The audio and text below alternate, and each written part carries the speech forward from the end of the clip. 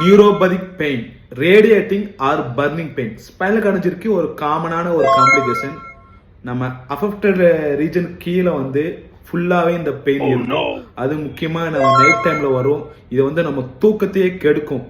இந்த பெயினை வந்து நம்ம கம்ப்ளீட்டா தவிர்க்க முடியாது. இந்த பெயினை வேணா நம்ம கண்ட்ரோல் வேணா பண்ணலாம்.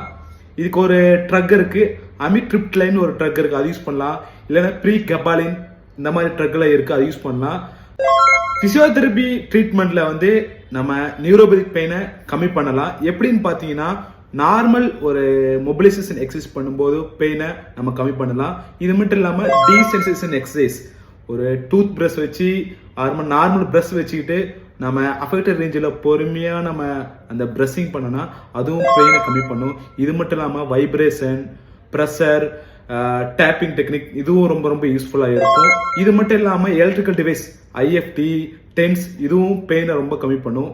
நான் காமனா என்ன சொல்றேங்கன்னா, நீங்க டேப்லெட்டு இல்லைன்னா ட்ரக்கை எடுத்துக்கிட்டோம் நீங்க ரெகுலரா எக்ஸசைஸ் பண்ணீங்கன்னா ப்ராப்பரா அந்த பெயினை நம்ம கம்மி பண்ணலாம். இந்த வீடியோவை ஸ்பைனல் கார்டு இன்ஜுரி பேஷண்ட்க்கு ஷேர் பண்ணுங்க, ரொம்ப யூஸ்ஃபுல்லா இருக்கும். நன்றி, வணக்கம். நன்றி.